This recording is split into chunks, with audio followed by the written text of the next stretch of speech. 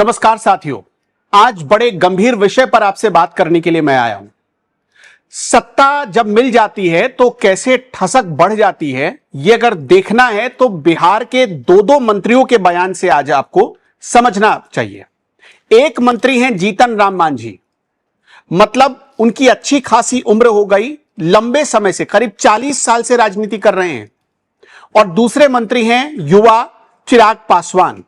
इन दोनों ने बिहार में हुई एक घटना को लेकर बयान दिया, और घटना ऐसी है कि जब आप सुनेंगे तो शर्म से आपका सिर भी झुक जाएगा। एक बेटी के साथ गैंग रेप की घटना को अंजाम दिया गया है, और जिस जगह पर यह घटना हुई है वो कोई छोटी मोटी जगह नहीं थी। वहां पर दुनिया भर से लोग आते हैं, पूरी दुनिया में गया, जिसे अब नाम कर दिया गया गया जी, उस गया जी में एक चलती एम्बुलेंस में बेटी की आबरू के साथ खेला गया। कुछ गिद्धों ने उसे नोच डाला और बिहार की सरकार मौन अभी तक बैठी है। और इसी घटना पर सोचकर देखिए, जिस घटना पर खून खौल जाना चाहिए उस घटना पर ठसक मारकर बयान दिया जा रहा है। जीतन राम मांझी ने जो कहा है उसको सुनने के बाद सच पूछिए तो आपका गुस्सा भी 7वें आसमान पर पहुंच जाएगा।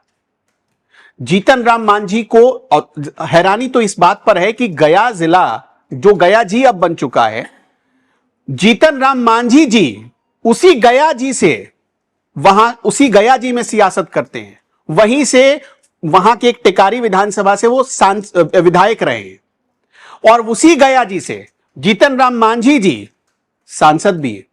और इसके बाद हालत आप देख लीजिए।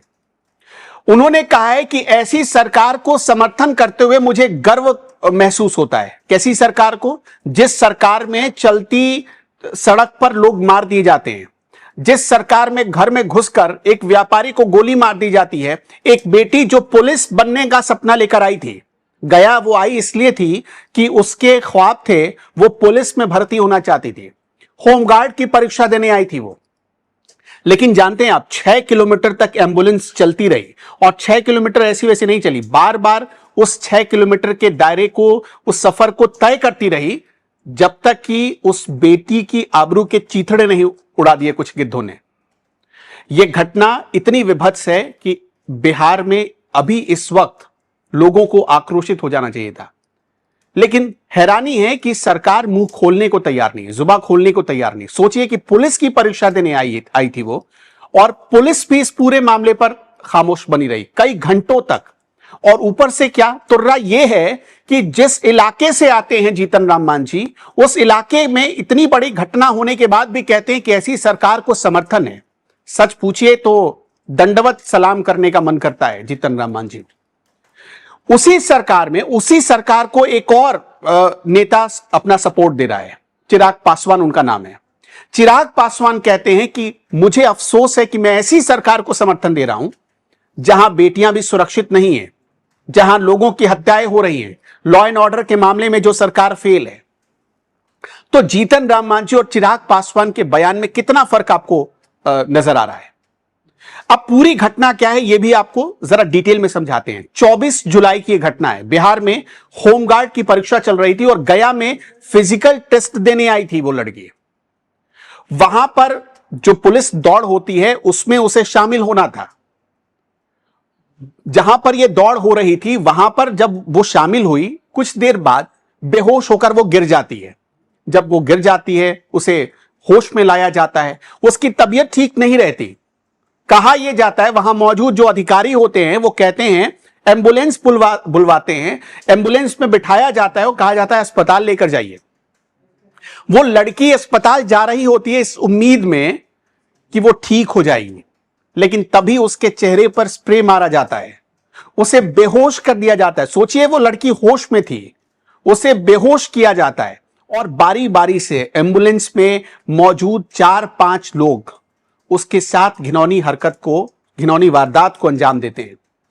लड़की बताती है कि फिजिकल टेस्ट के दौरान मैं चक्कर खाकर गिर गई थी।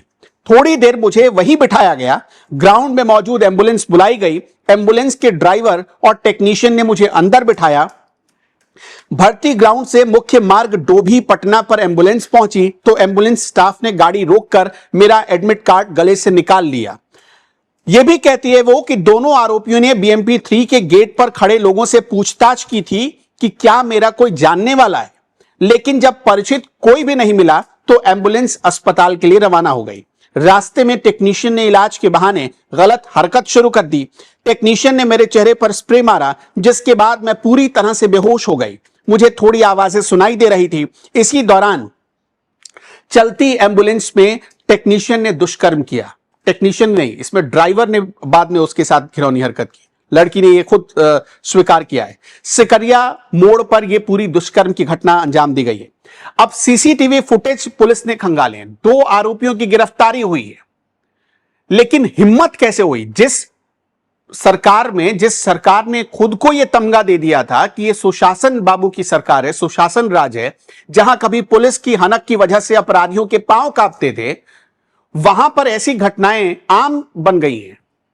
कहीं भी जाकर लोगों का मर्डर कर देना, किसी के घर में घुसकर किसी को गोली मार देना, और इस तरह से पुलिस भर्ती में आई हुई एक लड़की की आबरू के साथ खिलवाड़ करना, यह क्या दर्शाता है? क्या इसी सुशासन के लिए आपने नीतीश कुमार को मुख्यमंत्री बनाया था या नीतीश सरकार को चुना था?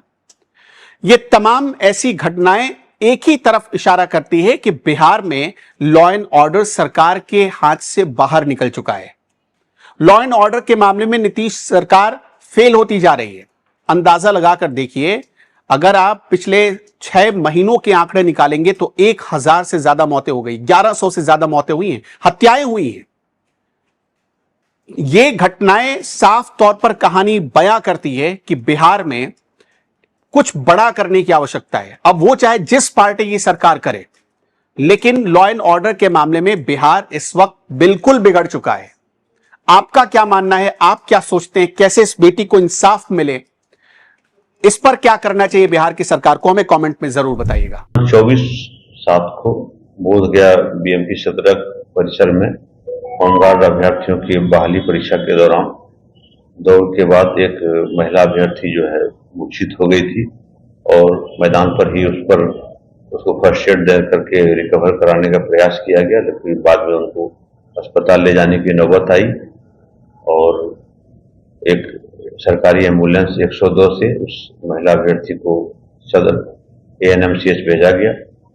बाद में महिला अभ्यर्थी ने आरोप लगाया कि एम्बुलेंस में जो अंदर में जो कर्मी था उसके द्वारा उसके साथ दुष्कर्म किया गया है, और इस सूचना को प्राप्त होते ही सबसे पहले हमने महिला की चिकित्सा सुनिश्चित की और जो एम्बुलेंस कर्मी थी उसको हिरासत में लेकर पूछताछ किया गया और उसका जवाब संतोषजनक नहीं पाया गया। डॉक्टर से भी विस्तृत चिकित्सकीय जांच की मांग की गई और उन्होंने भी दुष्कर्म की पुष्टि की है और इस आरोप में एम्बुलेंस चालक और उसका जो टेक्नीशियन है उसको गिरफ्तार किया गया है और अब तक कार्रवाई की जा रही है।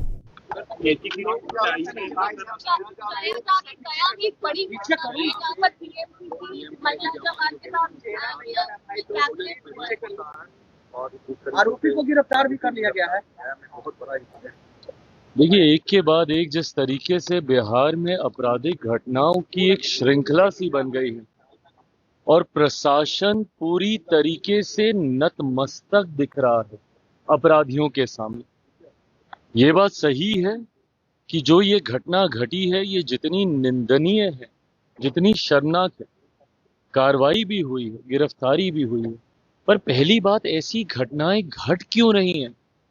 बिहार में जिस तरीके से हत्या, अपहरण, लूटमार, डकैती, बलात्कार एक के बाद ऐसी श्रृंखला बन गई है और अब तो ऐसा लग रहा है जैसे प्रशासन पूरी तरीके से नाकामयाब है इन घटनाओं को रोकने के लिए।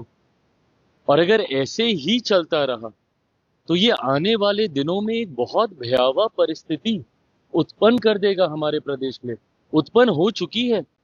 जिन परिवारों ने अपनों को खोया उनका हालात पूछिए, जिन बच्चियों के साथ इस तरीके से दुष्कर्म हो रहा है उनके हालात पूछिए।